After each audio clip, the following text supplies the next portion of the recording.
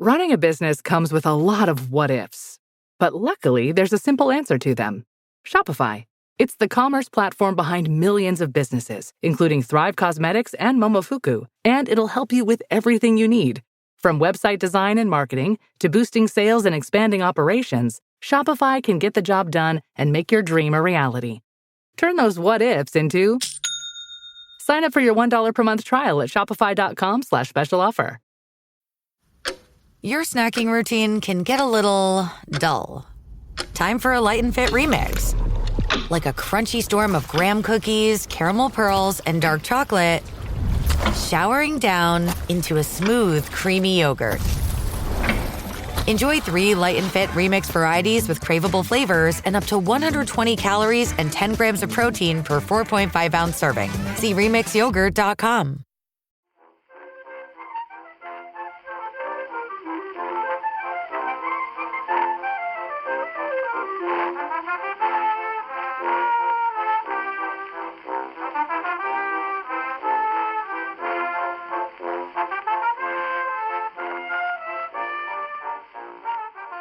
I have to start by commending Andy for one of the most joyous nights of music I've had for a very, very long time.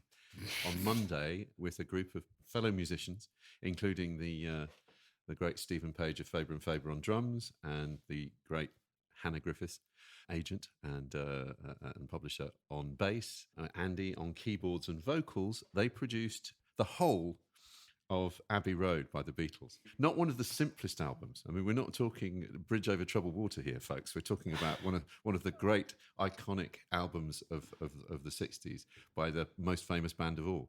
And it was brilliant. And we sang, sang every single song at the top of our voices all the way through. We drank far too much. And we felt strangely kind of elated and happy to have been there, happy to recognise that Abbey Road is actually a bloody brilliant album. I would like to also say thanks to all the backlisted listeners who came. There were quite a few backlisted listeners who came along and gave money to the Literacy Trust. It was the Literacy Trust, so thank you very much. You'd expect me to go, oh, it was great, right? Oh, it was brilliant. It was absolutely incredible. if all my 51-year-old self got to behave like an absolute fool on the stage diving at the 100 Club, and you will confirm, John, we really rocked it, right? Given the amount of time you'd rehearsed, I thought you were tighter than you had any right to be. You're good. I mean, really, really musically, it was. You didn't feel you were making kind of shabby compromises. I don't really like tribute bands. I mean, I wouldn't go and see the bootleg Beatles. Well, maybe I would, but yeah, maybe I enjoy it. Maybe I should. Maybe I've learned a lesson.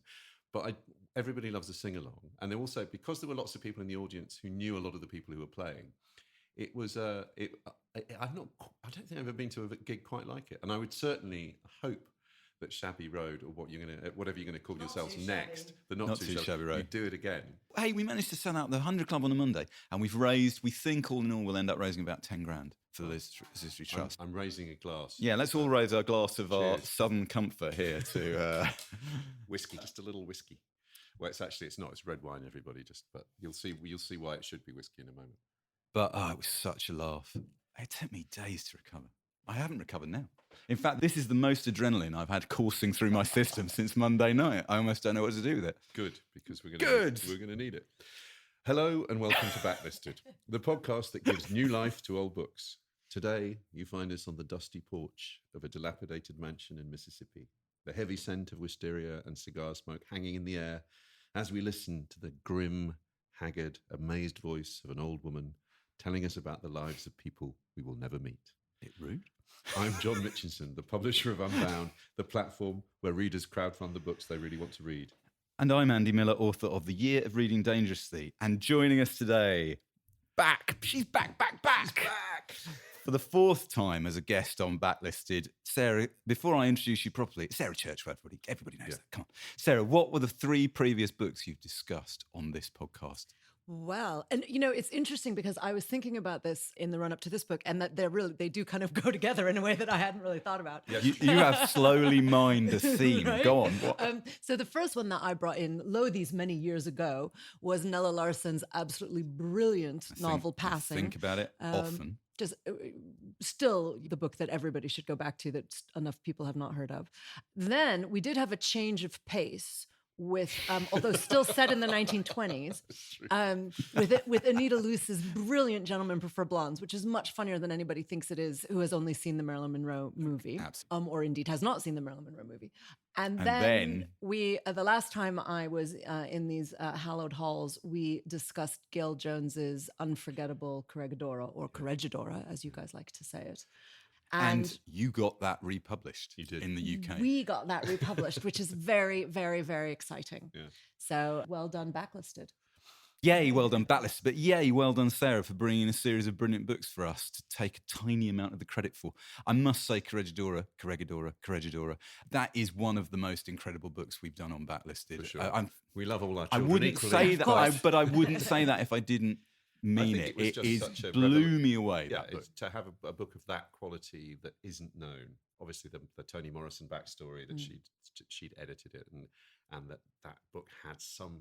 We feel must have had some kind of influence on the way her career went after that, particularly with Beloved. Well, the reason why Sarah is able to bring a series of books is because she's an expert. She's a professor of American literature and chair of public understanding of the humanities at the School of Advanced Study at the University of London, as well as working as a critic, prize judge, TV and radio pundit. Sarah is also the author of books on Marilyn Monroe, F. Scott Fitzgerald, and her most recent, published in paperback earlier this year by Bloomsbury, Behold America, which has transformed your profile, has it not?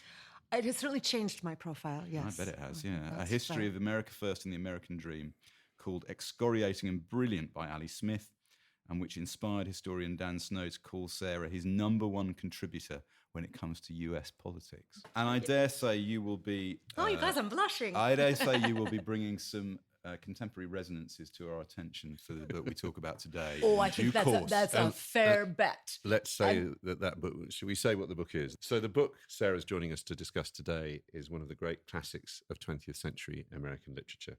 Absalom by William Faulkner, first published in 1936 by Random House, widely considered one of the key novels that went on to win Faulkner the 1950 Nobel Prize for Literature. One of the reasons why I suggested Absalom was I was thinking back on Corregidora and realizing that, of course, from my point of view, it's quite clear that Gail Jones is taking on Absalom in that book and rewriting it for women. And I suddenly thought, wait a minute, we haven't actually done the origin. And the conversation between the two novels is absolutely extraordinary. I'm going to be bringing up the name Toni Morrison as well. I would have thought so. It would be wrong not to. Quite soon. But before we do that, John, what have you been reading this week? Well, a bit of a change of pace from Faulkner. I'm reading a really, really, I think, delicious collection of short stories by Wendy Erskine called Sweet Home. Wendy Erskine is a teacher from East Belfast, and these stories were some of them originally published by the excellent journal Stinging Fly, and in fact this edition of the book is published by Stinging Fly. She is, I guess, doing the kind of observational, sympathetic, working class stories. If you're even remotely a fan of, I think I previously on a podcast raved about Lisa Blower, I've also raved about Anna Burns Milkman, who was... There is an amazing amount of, I think, really interesting writing coming out of Ireland. Their characters set in ordinary life in East Belfast. The first story starts in a beauty parlour, and it's called To All Their Dues, and you go through each of the characters who, for some reason, the beauty parlour becomes a centre of their lives. Pop culture references abound throughout the book. In that regard, she has something of the humorous, generous quality of Roddy Doyle, but there's a brilliant, I wish I could read more of it, but out of context it wouldn't work, a story called 77 Pop Facts You Didn't Know About Gil Courtney, which is done, it's basically a short story done as a series of smash hits facts, and it is, I mean, I can read one of them just because it cheers me up always. This is fact number 39. In a 1993 interview, Van Morrison was asked if he could remember Gil Courtney. He said no. But I'll read you a little bit of one of the stories just to give you the flavour. This a story called Arab States Mind Narrative. And the heroine of the story is Paula McRae. And she's in a slightly kind of flabby marriage, isn't going brilliantly, to a man called Jimmy. And she notices on television that an old school friend of hers that you think of, he's probably gone out with, called Ryan Hughes, has now become a kind of an expert on Middle Eastern politics. She gets very excited about this and starts to read up about Middle Eastern politics, and then actually takes it on. She notices that he's appearing at a literary festival. So she decides she's going to go in Newcastle, so she has to fly, but she's going to go and visit him. But I just thought this gives you the flavour. A couple of passages. She's talking to Jimmy, her husband, about whether he remembers Ryan. He now calls himself not just Ryan Hughes, but Ryan Kedroff Hughes. She says she's reading the book section of the Sunday paper when she sees that a crime writer's appearing at a book festival in Newcastle upon Tyne.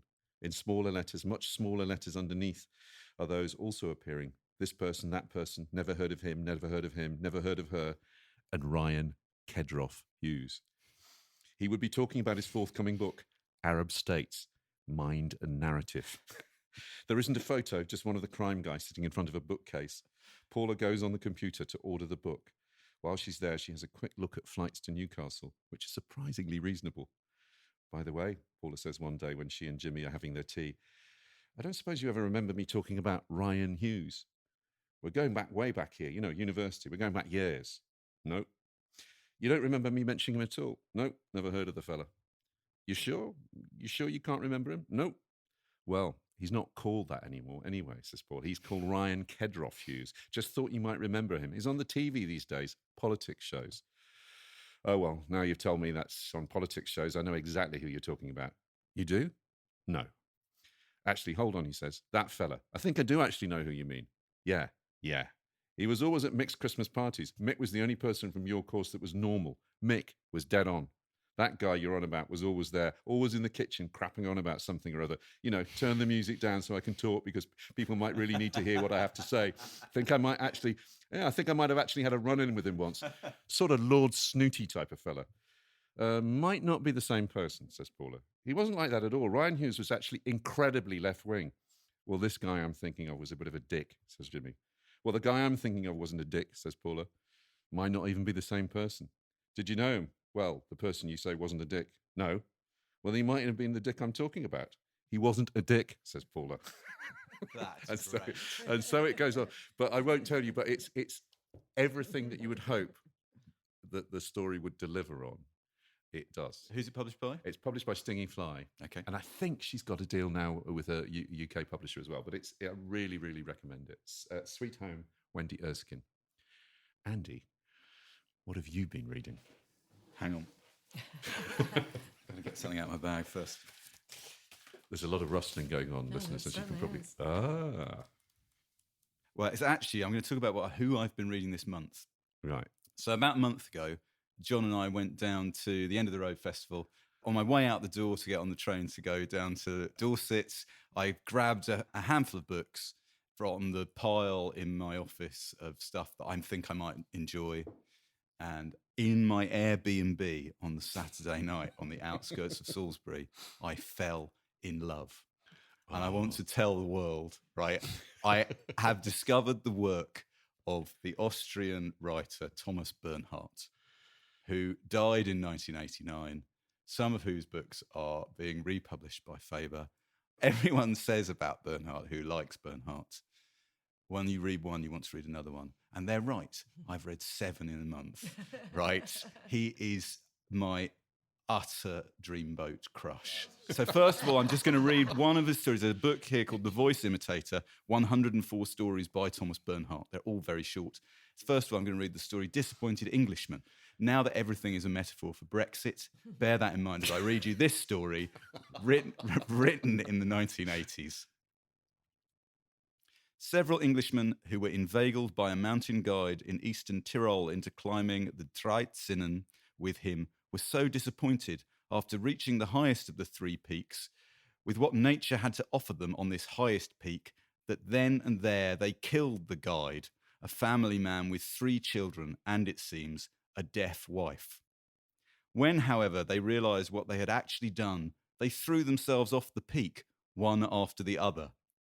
After this, a newspaper in Birmingham wrote that Birmingham had lost its most outstanding newspaper publisher, its most extraordinary bank director, and its most able undertaker. And if that isn't a Brexit metaphor, I don't know what is. But that's not very representative of Thomas Bernhardt. Why do I love Thomas Bernhardt so much? Basically, every Thomas Bernhardt book seems pretty similar to every other Thomas Bernhardt book. They all involve single paragraphs. Every book is one paragraph, pretty much.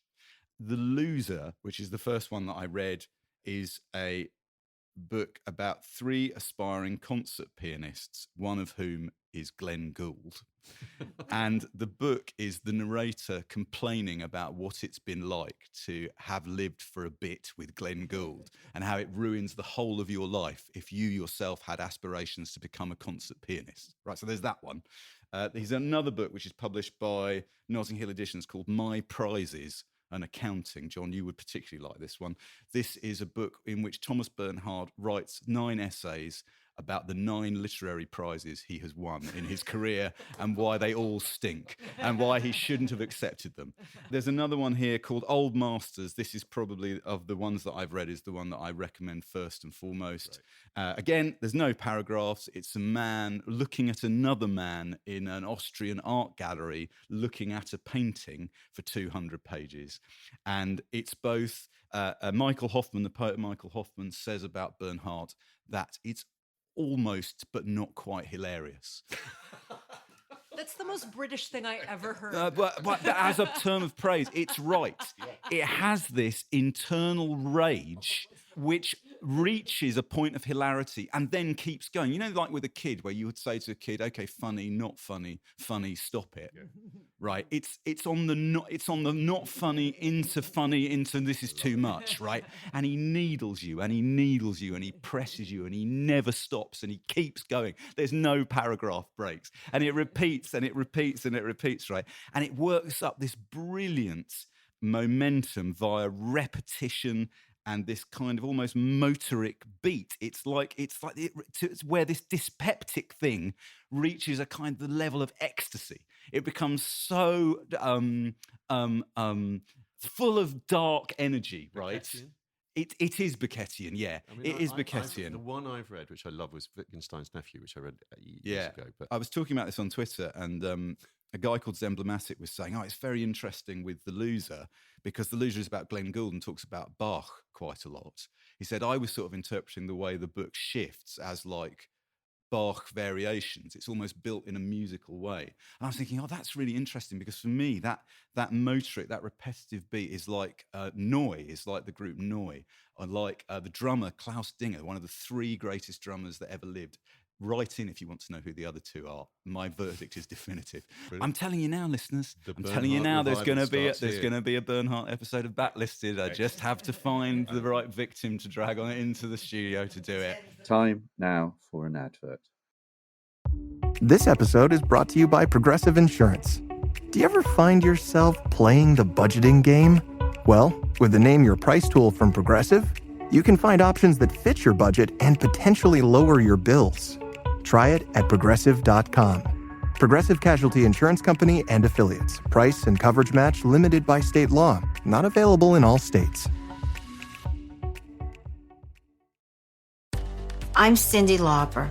My psoriasis was all over, even on my scalp, which may mean 4 times the risk for psoriatic arthritis. But Cosentyx works on both. Cosentyx secukinumab is prescribed for adults with moderate to severe plaque psoriasis 300 milligram dose and adults with active psoriatic arthritis 150 milligram dose. Don't use if you're allergic to Cosentyx. Before starting, get checked for tuberculosis. An increased risk of infections and lowered ability to fight them may occur, like tuberculosis or other serious bacterial, fungal, or viral infections. Some are fatal.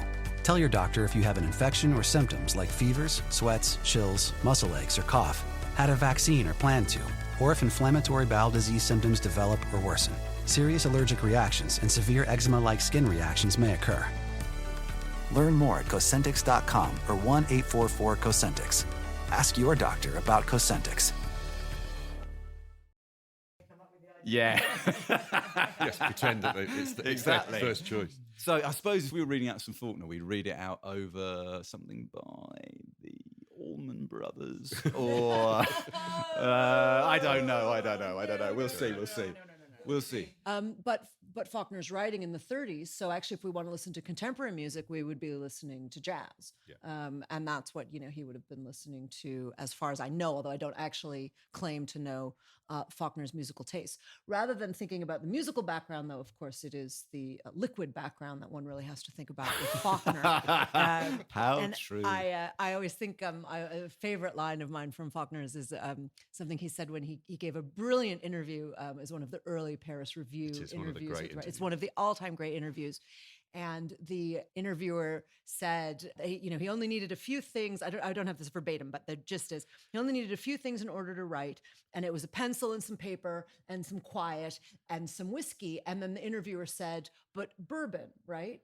And Faulkner said, bourbon, I ain't that particular. Between nothing and scotch, I'll take scotch. We've got a, as if by magic, we have a clip relevant to that theme. Bill Mayhew, sorry about the odor. Jesus, W.P.? I beg your pardon? W.P. Mayhew, the writer? Just Bill, please. You're the finest novelist of our time. Why, thank you, son. How kind. I had no idea you were in Hollywood. All of us undomesticated writers eventually make our way out here to the Great Salt Lake. That's probably why I always have such a powerful thirst. A little social lubricant, Mr. Fink? No, it's a little early for me.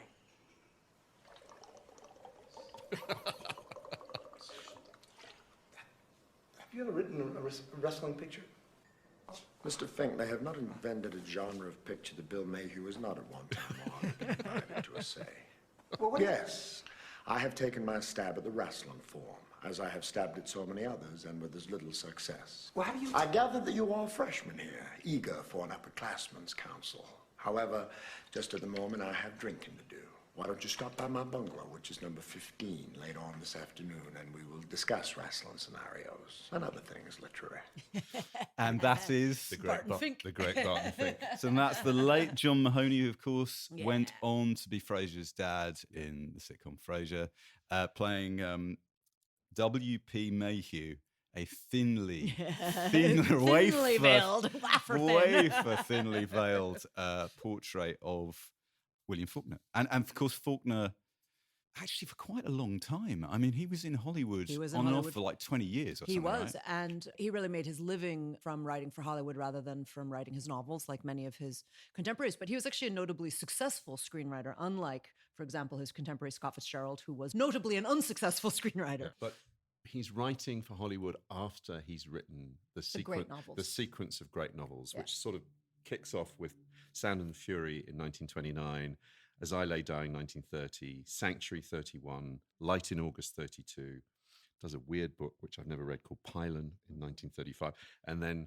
Absalom. And you chose this because this you think is his masterpiece. I think it is his masterpiece. And yes, again, answers can come in on postcards for those who want to debate me on it. Many people will say... Don't at me. Exactly. A lot of people will say A Light in August. Not only do I think that Absalom is Faulkner's masterpiece, for me, it is probably the greatest American novel of the 20th century. Whoa! Big claims. Yeah, I really think it is. Can argue the toss, but it's certainly in the top three. And I guess we have a few minutes to try to explain why we think that is the case. But so exactly, so in a 7-year period, he went from, so Sound the Fury is basically his second novel, give or take. He struggled with his first and then revised it. And that's the one he liked the best, he always said. You can't really trust Bill on these things, though. He's not a reliable narrator, our Bill. And this book is about unreliable narration. We can't trust a word the man says. I'm going to Except pause. that he liked whiskey. Sarah, I'm going to pause you with full respect. Because I want to just tell listeners who haven't read the book, I'm going to try, using this terrible blurb, I'm going to try and tell them what the book is about. But then I decided to challenge myself by coming in and seeing if I could summarize an unsummarizable book. So I also have... Okay, Sarah. It's a terrible The blurb is terrible, and it's got a spoiler. Is it hilariously bad? It's like if It somebody... has a spoiler in it, yeah. It's like if someone had blurbed Citizen Kane and gone... deprived of his fled rosebud, right? So maybe I won't read the blurb. And the best joke we've ever done on Sarah, why don't you summarize the unsummarizable? I'll give it a crack. It is indeed a novel that you cannot summarize. And I was thinking when I came back to it, and this is probably the 10th or 11th time that I've read it. Yeah, and I still don't understand it. But I keep trying. You know what he said, don't you? He said, some people say you can't understand your writing even after they've read it 2 or 3 times. What approach would you suggest for them? Read it 4 times. Which is also from the Paris Review interview. I absolutely love that. Read it a 4th time. Exactly. And I've taken him at his word, and that is what I've tried to do.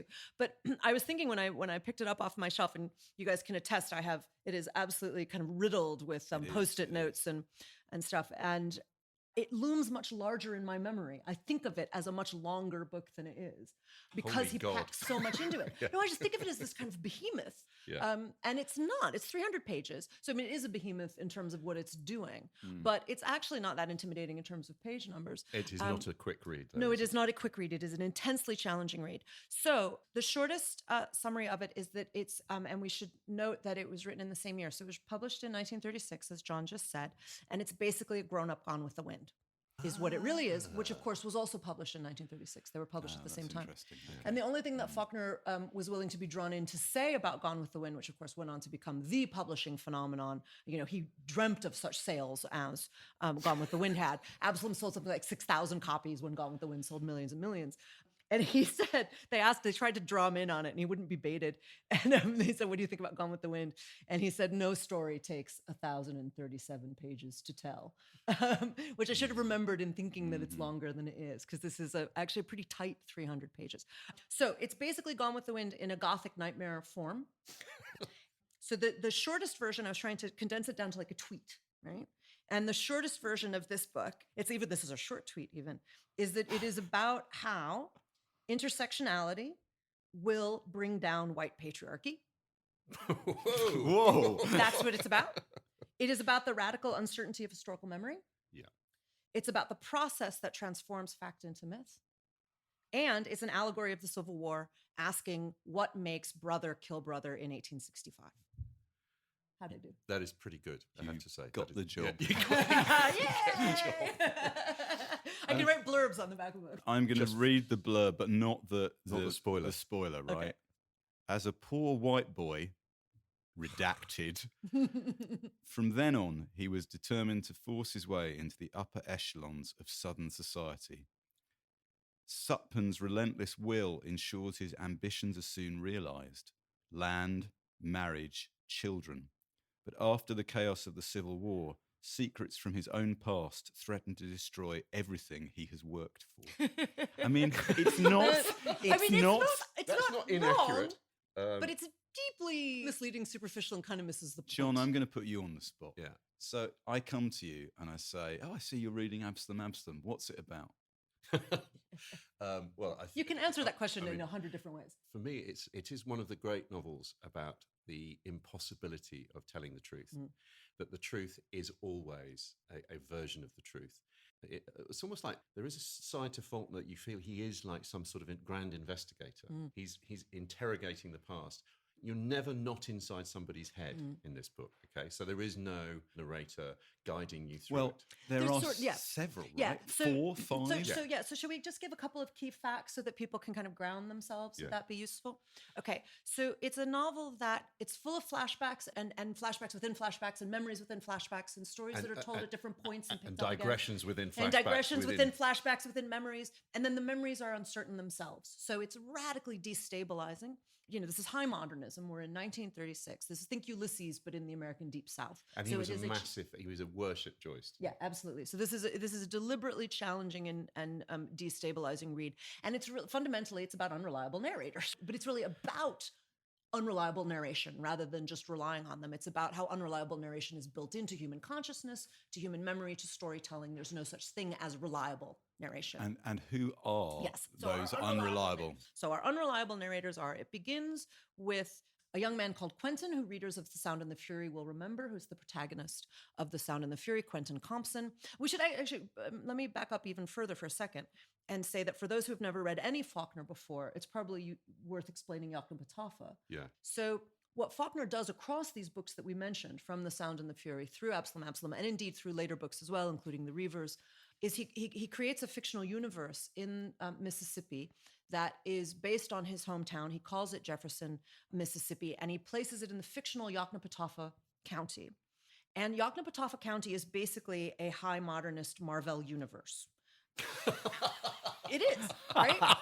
That is genius. That is Isn't it? genius. Right? No, absolutely. So that is brilliant. MGU, the Right. Mississippi Gothic Yeah, universe. exactly. Right? And so there are certain characters who recur, but each one has their own storyline and their own backstory and their Yeah. own mythology. Each Love one has that. their own powers and So their own good. tragedies and their own fates. And sometimes they intersect, and sometimes he'll go back and he'll rediscover a marginal character and make them the center of another novel, and he'll do all of that kind of thing. We've got a clip here of Faulkner. The quality is not brilliant, but it is William Faulkner talking about Absalom. And this is his view of what is going on in the book in terms of what Sarah was just talking about. I think that no one individual can look at truth. It blinds you. You look at it and you see one phase of it. Someone else looks at it and sees a slightly awry phase of it. But taken all together, the truth is in what they saw, though nobody saw the truth intact. So these are true as far as Miss Rosa and as Quentin saw it. Quentin's father saw what he believed was truth. That was all he saw. The old man was himself a little too big for people of no greater in stature than Quentin and Miss Rosa and Mr. Compton to see all at once. It would take him probably a wiser or more tolerant or more sensitive or more thoughtful person to see him as he was. It was, as you say, 13 ways of looking at the blackbird. But the truth, I would like to think, comes out that when the reader has read all these 13 different ways of looking at the blackbird, the reader has his own 14th image of that blackbird, which I would like to think is the truth. Excellent. Now, the implication of that, I just want to pick up from that and from what you were saying, Sarah. One of the things I found really rewarding in the book and seemed really innovative is the implication from that truth is subjective to the point where early in the book, what's presented by somebody giving you what they see as just the facts is no more or less valid than by the end of the book, the two boys at Harvard actively encouraging one another to come up with fictionalized versions of events about which they actually know little or nothing. Is that something that Faulkner repeats in other books? Is this a theme of Faulkner's writing that he comes back to? Yeah, you know, definitely. the story is no more or less true than what you think is a factual account. Absolutely. I mean, it's really about the act of mythologization, right? And one way of thinking about this book is that it's about the transformation of fact through memory into history, into mythology. But what's so interesting about Faulkner is that he keeps suggesting that the mythology might be truer than the facts, and that through the mythology, we might get at some truths that the facts don't get at. And he strongly implies that Quentin and Shreve got it right, even though they're spinning conjecture, even though they don't know. And in fact, there's a great line that Quentin says that I often kind of underscore for my students because it seems to encapsulate the idea. Quentin thinks to himself that they're imagining it so vividly. He thinks to himself, he could see it. He might even have been there. Then he thought, no, if I had been there, I could not have seen it this plain. Right? The importance of distance, the importance of time, the importance of actually being able to recognize suppressed motives. I mean, it's also about bias, right? There are things that Miss Rosa cannot admit to herself about what happened to her. And there are things that Quentin's father, in good faith, reports to his son that he believes to be the truth. But because Mr. Compson is an old Southern gentleman, there are things that he would not admit that these modern young men think, hang on, we think this is what's what. So that's why it's about revisionist history. They are really trying to strip away the mythology. But by doing so, they end up risking rebuilding the mythology. And Faulkner also via, I don't know, implication. Well, there certainly seems a self-awareness. You know, Faulkner is pulling himself into that circle, right? Within the novel. There is an extent to which the novel, I felt anyway reading it, the novel knows it's a novel and is keen that you know it's a novel, yeah. because Absolutely. it's all part of the same circle of Well, storytelling and myth-making. And I should have just said that, of course, the mythology isn't the end of it. So it's actually fact, memory, history, mythology, fiction. Yeah. Okay. There's a lovely thing he says in the Paris Review interview about that. That I think one of the great things that he does is he takes this tiny microcosm. He calls it a cosmos of my own, and he says I can move these people around like God, not only in space but in time too. The fact that I have moved my characters around in time successfully, at least in my own estimation, proves to me my own theory that time is a fluid condition which has no existence except in the momentary avatars of individual people. Given that all fiction in the end has to be about time, it's about how stories exist within time and how. And his famous and now I discover a heavily copyrighted quote: "The past isn't dead; it isn't even past," which was used in a Woody Allen film, and the Faulkner estate sued because it wasn't attributed. I think that is the sort of the key into Faulkner, is that he creates this world and proves to you that time, that the characters' time, that they are somehow embodying. They're embodying. Almost like kind of mythological. That's why the Marvel thing is so brilliant. Could I just also, I'd like to add, I found out a little fact that I didn't know. The past is dead, it's not even past, which really ought to be Batlisted's motto. Right? Yeah. So do you know what novel that comes from? Which Faulkner novel? Sanctuary. It's actually Requiem for a Nun, and it's the play of Requiem for a Nun, not the novel. Okay, so it comes from the play. Which is Requiem for a Nun is a sequel to Sanctuary, I should say, which is where my slip of the tongue came from. Yeah. It was not speaking out of nowhere. Yeah. Requiem for a Nun. Yep. Dramatized by Albert Camus as Requiem pour une nonne, subsequently punned by Serge Gainsbourg as now that I did not know. as Requiem pour un con. Which means the thing you think it means, right? Yeah. So Gainsbourg always with the deep French cultural pun. Well, we don't actually even have to go to Requiem for a Nun, though, or indeed to Gainsbourg for this, because there are several lines in Absalom that encapsulate this and won't get us sued by the Faulkner estate. One of which is Quentin saying, "Maybe nothing ever happens once and is finished." In that context, I wanted to give a brief shout out of my own, if I may, because I first encountered Absalom as a postgraduate. So one of our questions: when, Sarah, did you first encounter this novel? As with so many of the books that I bring in, I read Absalom first as a graduate student and then as a graduate student teacher when I was at the feet, as it were, but almost literally, because they were up on a stage, of some very, very great teachers at Princeton. I taught Absalom a couple of times there. One for Michael Wood, who many of your listeners will know from his wonderful essays for the London Review of Books.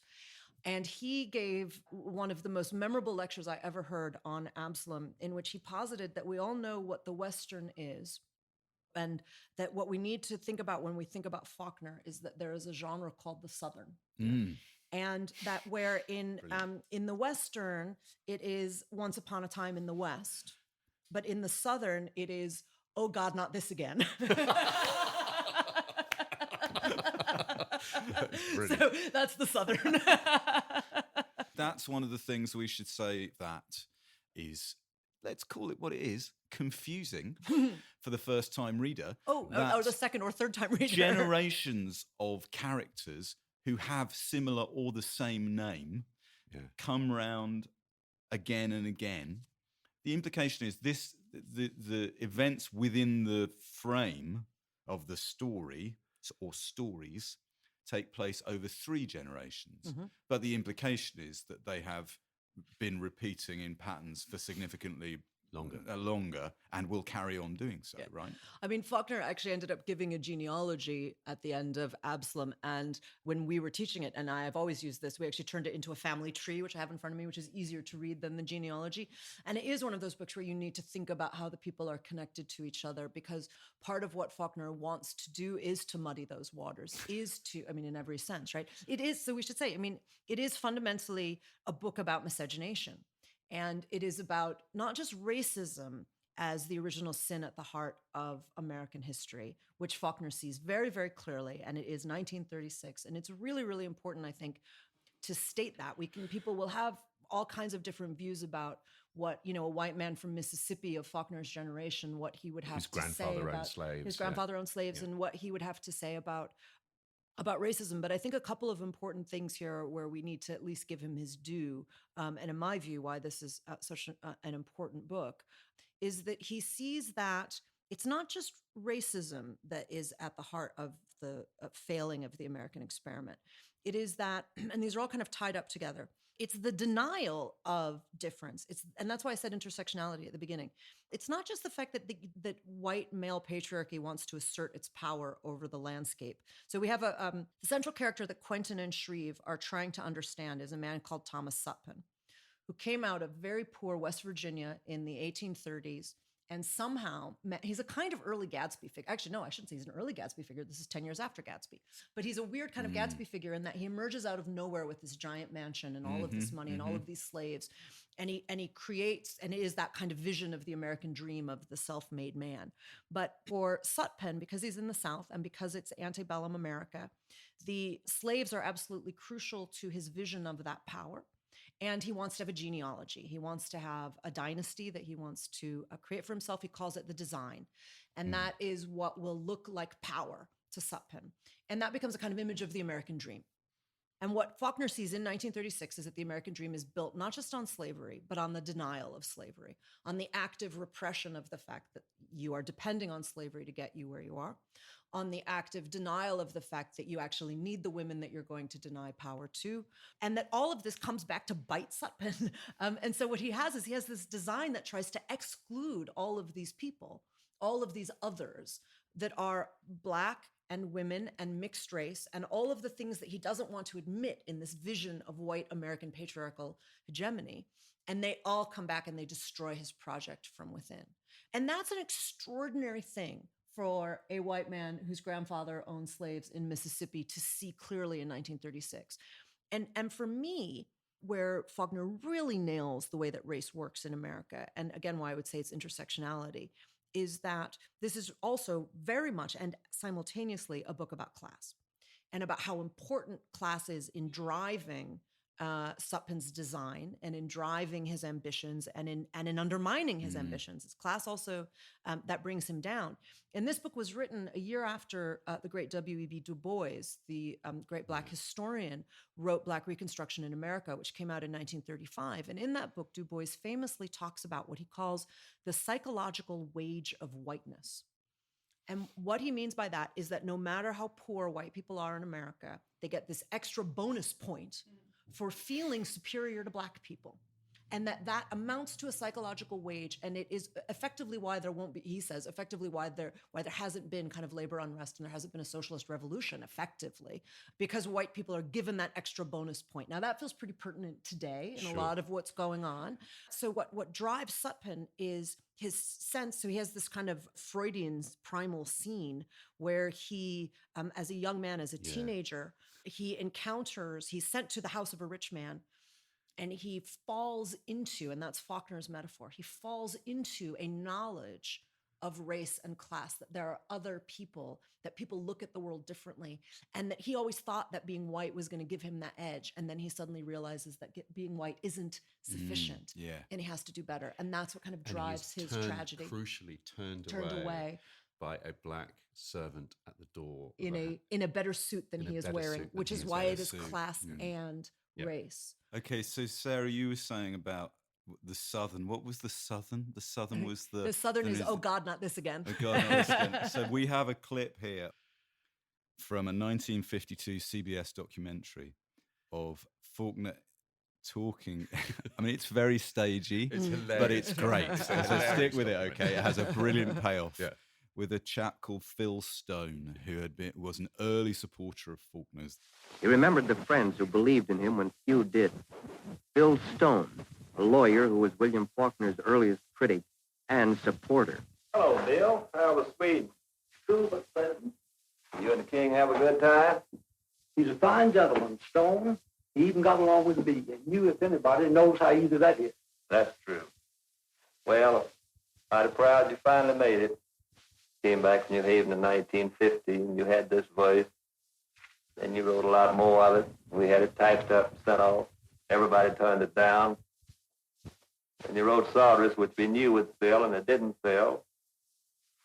And then Sound and Fury, which was a fine book and didn't sell. Then As I Lay Dying, which was another fine book that didn't sell. Then we got the notion of you going off to England, see if you couldn't get recognition there like Frost, and Pound, and Eliot did. But that didn't work so well. Came back and wrote Sanctuary, and that put things over. I knew all the time you were a first-rate writer. I knew I was betting on a sure thing, but the trouble was nobody else knew it. So you're the reason I have to wear a necktie in the middle of the week.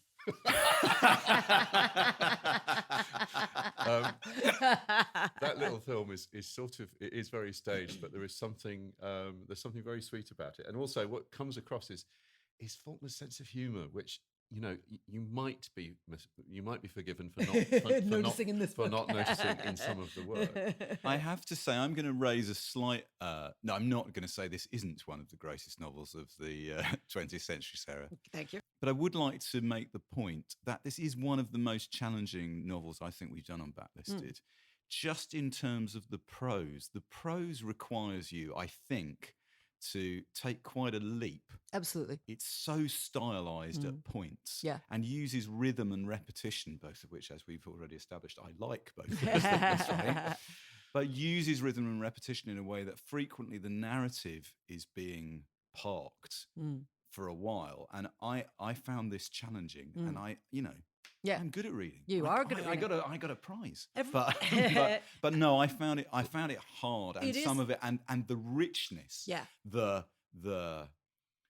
southern sweetness to the point of an almost kind of decadent rottenness in the prose, right? But it's supposed to be like that, right? And that's the thing. So I absolutely agree. But now you've queued up something for me, if I may. Go. Now, I'm not going to attempt to do a Faulknerian Mississippian accent. I'm from Chicago, and that would offend everyone, left, right, and center. Well done. But what I will do is try to slow down and just intimate a drawl. But what I want to suggest is that what Faulkner does, he's one of those modernist writers who's meta enough that he gives you his technique as he goes, and he kind of gives you the decoder ring that you need to know how to unlock his prose, or at the very least, how to, like, to use a slightly unsavory metaphor, to how to relax and enjoy it, right? And I know that's an unsavory thing for me to say, but the thing is that I think about Faulkner the way I think about Henry James and some of the other great challenging writers, and just about my own experience of reading them.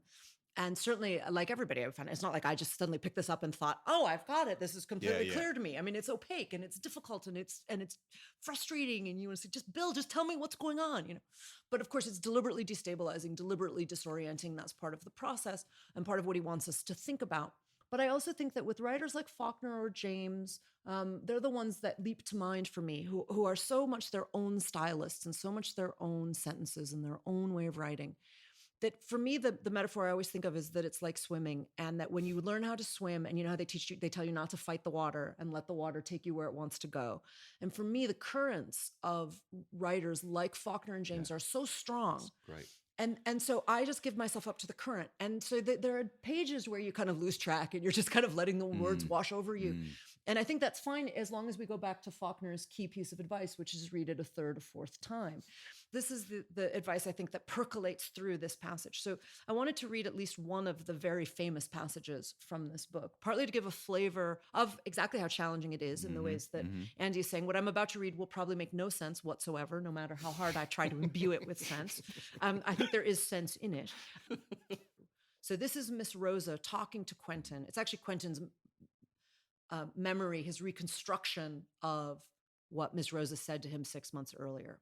But this is Miss Rosa talking to Quentin. Once there was, do you mark how the wisteria, sun impacted on this wall here, distills and penetrates this room as though light unimpeded by secret and attritive progress from mode to mode of obscurity's myriad components? That is the substance of remembering. Sense, sight, smell. The muscles with which we see and hear and feel. Not mind, not thought. There is no such thing as memory. The brain recalls just what the muscles grope for, no more, no less. and its resultant sum is usually incorrect and false and worthy only of the name of dream. So that initial sentence that is so hard to hear and to understand, for secret and attritive progress from mote to mote of obscurity's myriad components. But if you think about that, of sunlight dappling through dust motes with the wisteria, and it's coming through the wisteria covered windows. So it's shadow and light and dappled and mote.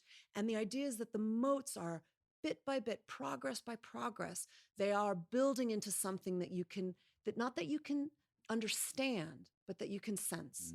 And there's a really important thing about Faulkner, which some people, I mean, the technique in Absalom, I think is done to because it's over a much greater historical scope. So it's, in a way, it's a big symphony.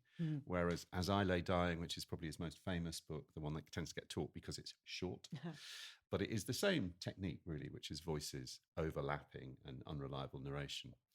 And the shortest chapter in, well, certainly Faulkner in all of American literature, famously, My Mother is a Fish. Which is just worth always quoting. What is difficult for people is that there's a kind of poor hick family who express themselves with the articulacy of a deep, profound, philosophical kind of clarity and poetry. So that's in As I Lay Dying. Yeah. And also I think in this book that there is the philosophical kind of overlay. But when he wants to be a very, very good and observant novelist and give you the sense of something that's actually happening, that somebody remembers, that really sticks in the memory, he does that brilliantly as well. So this is Miss Rosa when she's much younger. She's living in the house, in Sutpen's house, and she's carrying the coffin of Charles Bonn, who has been murdered, has been shot down the stairs. So an important part of the narrative. I remember how as we carried down the stairs and out to the waiting wagon, I tried to take the full weight of the coffin to prove to myself that he was really in it. And I could not tell. I was one of his pallbearers, yet I could not, would not believe something which I knew could not but be so. Because I never saw him, you see. There are some things which happen to us, which the intelligence and the senses refuse, just as the stomach sometimes refuses what the palate has accepted, but which digestion cannot compass. Occurrences which stop us dead, as though by some impalpable intervention, like a sheet of glass through which we watch all subsequent events transpire as though in a soundless vacuum, and fade, vanish, are gone, leaving us immobile, impotent, helpless, fixed, until we can die. Until we can die. I mean, so this is that sense of being stuck is so all the way through the book. Sarah, I would like to pick up something you said earlier about contemporary resonance. Two things I'd like to ask you about. The first one is in relation to Gatsby. You drew a line from Sutpen to Gatsby. I would like to throw in The Confidence Man by Herman Melville as well, right? Yep. The American confidence trick. Stroke, self-creating man, myth, whatever. Yeah. The American dream may or may not be the term that one would use.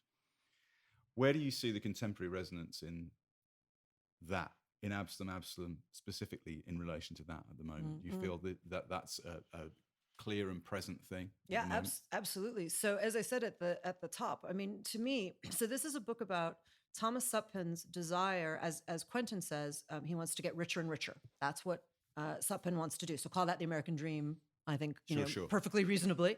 And in order to do that, he needs to have a big house and he needs to have slaves and he needs to create this dynasty. And that's central. This patriarchal vision is central to how he envisions his own power and his own success. So he's not just a self-made man on his own terms. He has to have this family and this dynasty around him. Yeah. And he has to have these slaves. The slaves are absolutely central to his sense of what his own white power would look like and what it would feel like. And what happens is, without giving too much away, the best way to explain it without giving too much away is that there's a kind of Jane Eyre, and I've mentioned the Gothic a couple of times, and there is a kind of riff on Jane Eyre here, right? So something's in the attic. Someone's in the attic. There is and with a similar kind of background. So what happens is that every time that Sutpen tries to assert the purity of his white lineage, race keeps coming back because you can't actually get rid of it. It will not go away. Right. So he keeps trying to say that he can create this life in America that is dependent on race, but will in no way be undermined by race. And he can't. He simply can't. And that's what the story's about. And so what's amazing is there's this character in the middle of the story. So Suppan calls it his design, and it's this web that he's trying to weave and this network that he's trying to create. And he doesn't know. He keeps trying to figure out what the mistake is that he made. And he doesn't understand that the mistake that he made, in one sense, you could say it's that he doesn't understand the role that other people play in this society. But in a basic sense, it's that he underestimates the Black woman at the heart of the story. And she's the Penelope unweaving his web. And she has an equal and opposite design to his, and she's determined to bring him down, and she does. So it's basically about the fact that, that everybody else's time is coming. And that's why I think it's incredibly relevant now. Also, can I add to that? We mentioned Gail Jones earlier, and we mentioned Toni Morrison earlier. When we did an episode about Beloved earlier in the year, one of the things that I don't think I'd appreciated about Toni Morrison, but actually I thoroughly appreciated, having read her relatively recently prior to reading Absalom, is the extent to which Morrison's project is a literary one. Indeed. Filling in the gaps created by the American canon. Exactly. Up to that point, right? Yep. And yet, as you said earlier, that almost reflects, in the terms I've put it there, that reflects unfairly on Faulkner. Because Faulkner is this peculiar mixture, it seemed to me, of things that we would find offensive now and tremendous humanism in terms of seeing fully developed characters from every point of view. But there is a case for the prosecution with Faulkner, isn't there? James Baldwin makes it quite well. James Baldwin really kind of says he concedes the madness and moral wrongness of the South, but at the same time he raises it to the level of a mystique which makes it somehow unjust to discuss Southern society in the same terms in which one would discuss any other society. So, I mean, I think the thing about Faulkner is that he is this legacy that you can't not wrestle with if you're an American writer. And what's so interesting is to see what all the great Black American writers do with him. And what Baldwin does with him is different from what Morrison does with him, is different from what Gail Jones does with him, but they're all wrestling with him, as he would have said. And they're all building on him, right? So they're taking those foundations and then saying, okay, he took it so far, but from their point of view, perhaps not far enough. Yeah. But also, so, as you say, giving credit where it's due, okay. I mean, we should say we are sitting around here as three middle-class white people. So our view of this is going to be different from other people's view of it. What I find extraordinary about Faulkner is that regardless of where you come down on the Baldwin side of things about whether he does enough with it, it's that he sees it so brutally and so clearly and so plainly, and he builds his story around it. I mean, what happens over the course of the story, and again, without giving too much away, but I don't think you get the sense of the profundity of it without at least touching on this, is that various possibilities are scrolled through as to why Charles Bond was murdered. And one possibility is incest, and one possibility is bigamy, and one possibility is miscegenation. And as Faulkner shuffles the cards of what are the various things, you realize kind of how clearly he can see what it is that is, to use your imagery of rotting from a moment ago, what is rotting American society from within.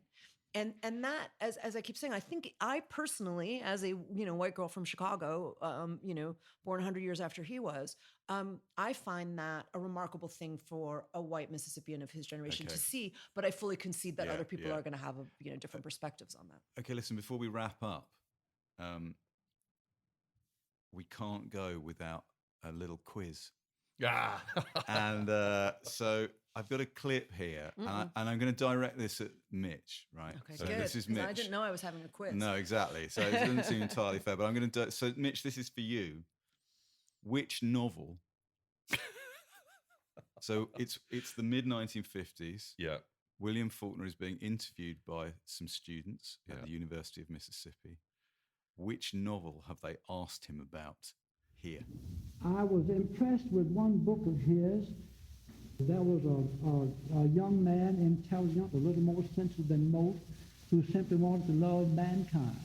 And when he tried to break into mankind, to love mankind, man wasn't there. That to me was the tragedy of that book. That to me is the threat which all the young writers nowadays have got to be on guard against, the pressure to relinquish, submerge individuality of the me into a mass of art. And I think that any of first-rate writing has been in terms of the individual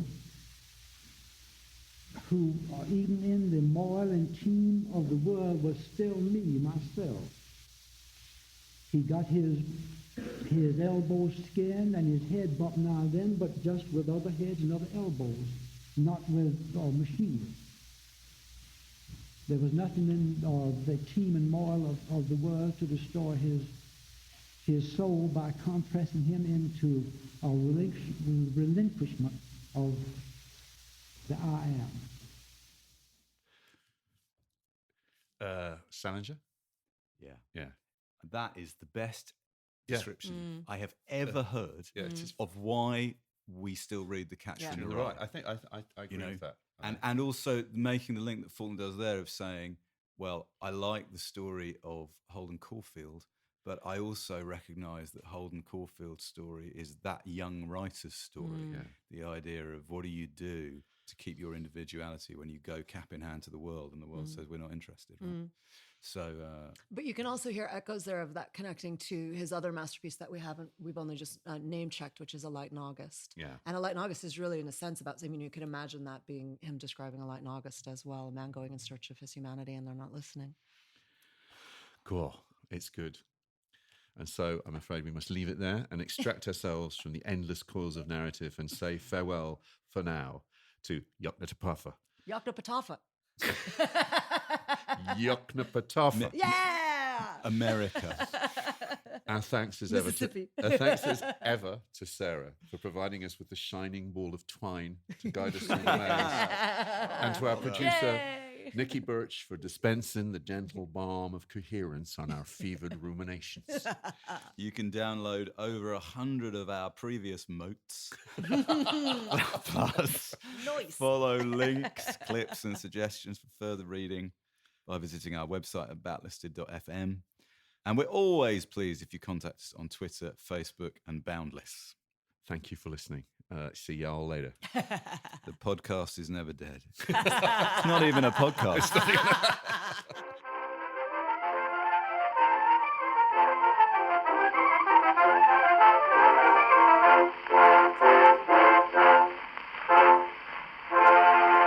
If you prefer to listen to Backlisted without adverts, you can sign up to our Patreon. It's www.patreon.com/backlisted. As well as getting the show early, you get a whole 2 extra episodes of what we call Locklisteds, which is Andy, me, and Nikki talking about the books, music, and films we've enjoyed in the previous fortnight.